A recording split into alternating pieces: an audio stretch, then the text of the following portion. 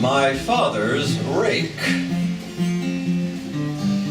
A neighbor borrowed a rake from my dad. His own had broken off at the head, and he needed to rake his vegetable patch.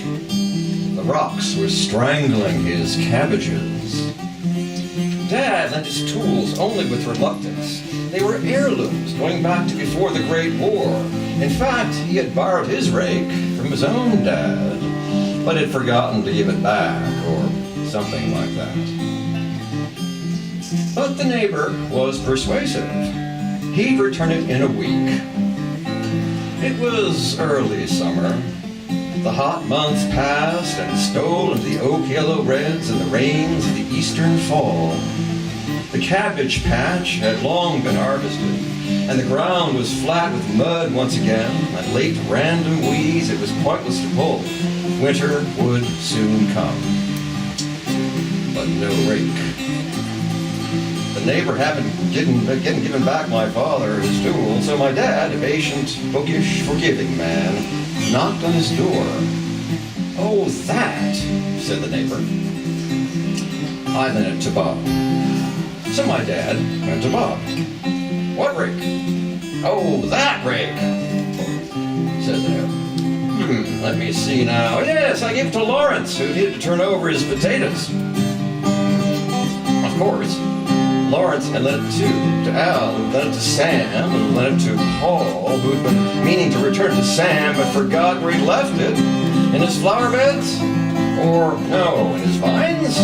Yes, the Concord grapes. It must be there. Fine, said my dad. Of course, it wasn't there either. With a sigh, my dad came home.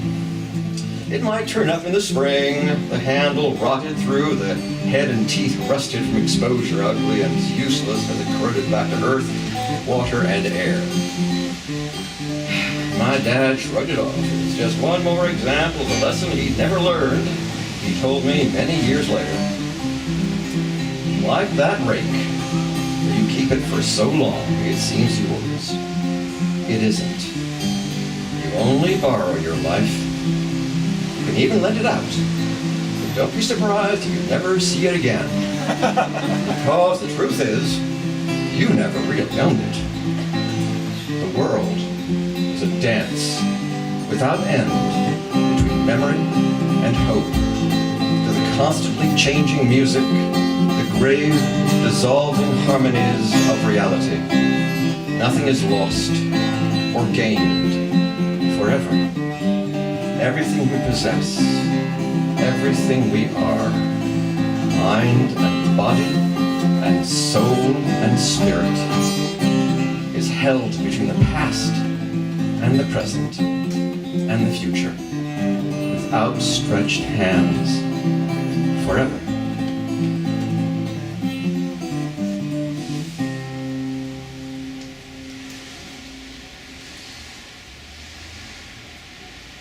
A child on Calvary.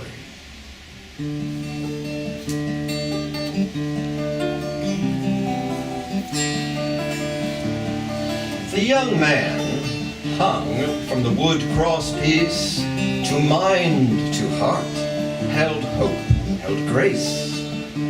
Sick healed, to wounds gave balm, love preached. No greater insult hewed with wrong in offending the eyes of the rich, the strong.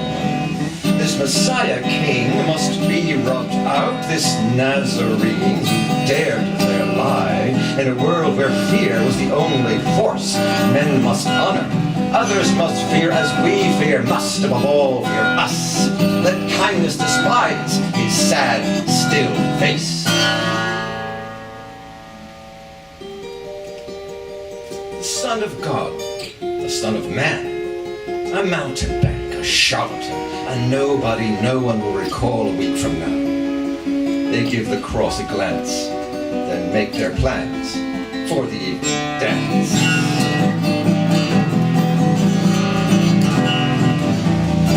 The young man calls out, his words sheathe a warning inside his shout.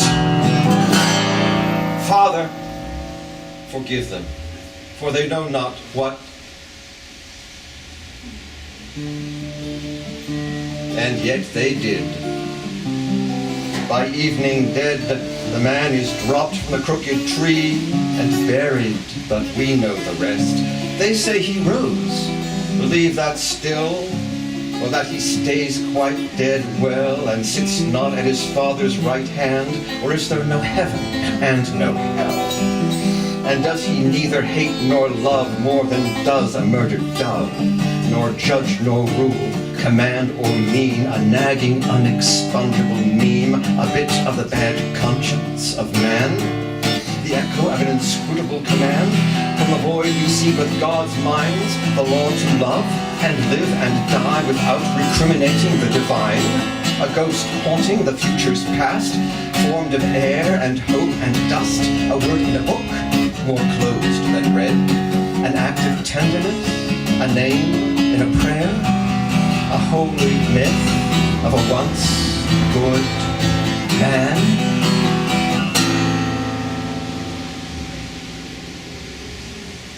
The last he saw before he died was a child with its mother at the foot of the cross, staring up at him and crying, not knowing for whom, just crying, crying.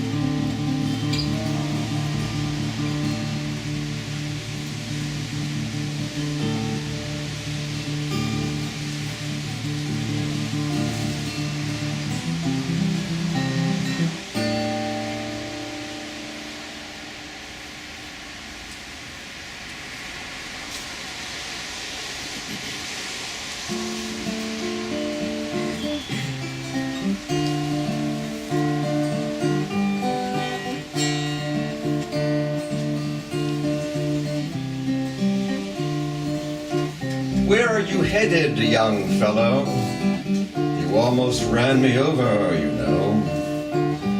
I'm off to a date with my girlfriend. I'm sorry, but I really must go. Is that where you think you're headed?